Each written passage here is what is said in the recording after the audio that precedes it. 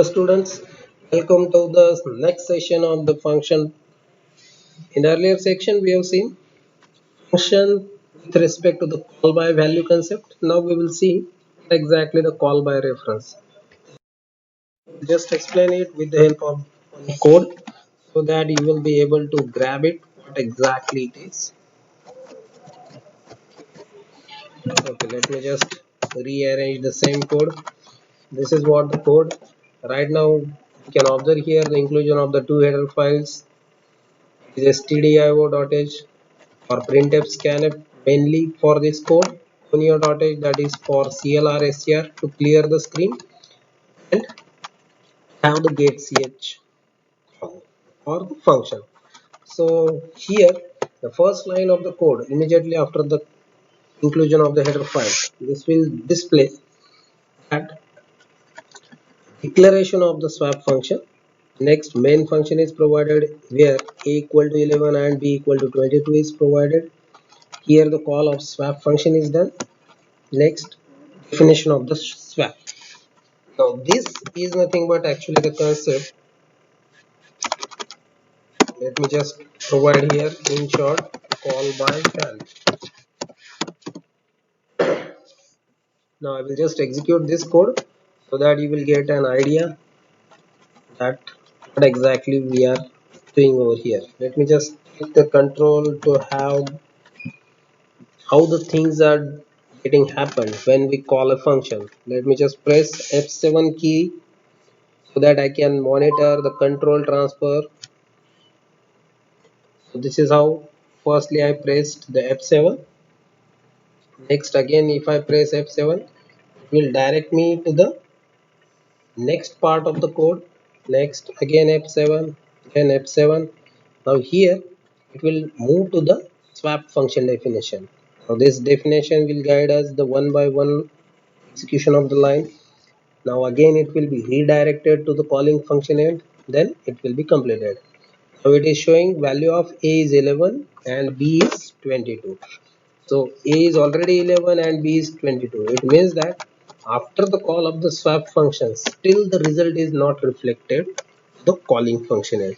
Now how it has happened? This is only because here we just passed a value rather than passing their addresses.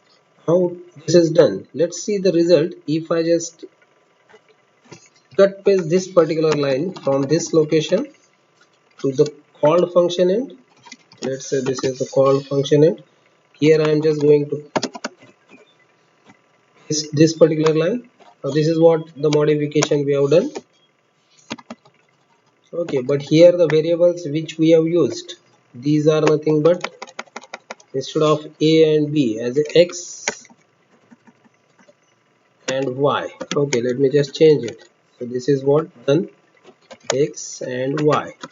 Now when we compile this code and run it, we'll get the values that are being swapped.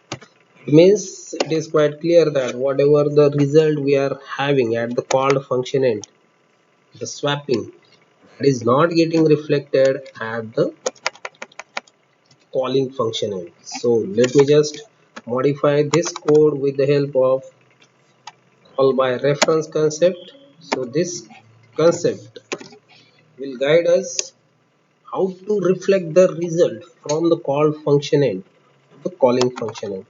So I will just modify this with the instead of a and b, I will just pass their addresses. So this ampersand a and ampersand b, this is how the addresses are passed.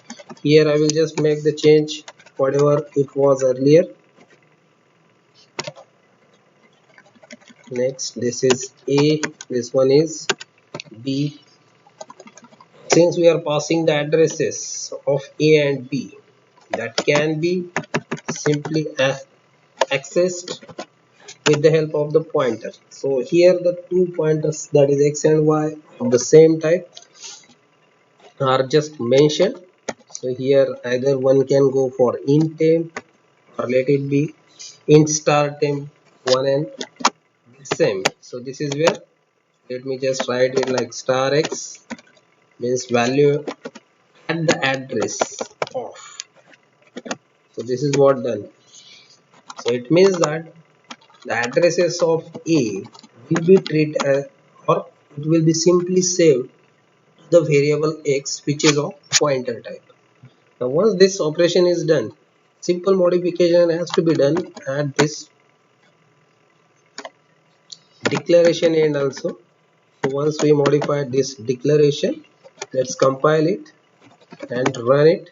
Then it will show the result. Value of A is 22 and B is 11.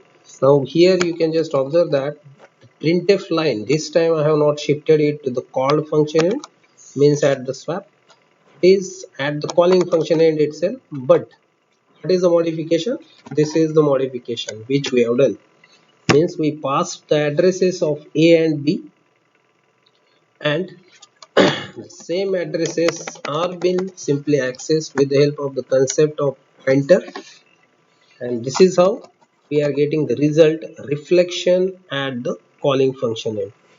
So that is all about the function with the help of call by reference concept. Let's see the conclusion for this particular statements. So for this one I will just proceed with let's say a simple ppt, so that it will guide you exactly the conclusion for it. So in order to conclude it, I will just proceed with a simple conclusive PPT so that you will be understanding it in a better way.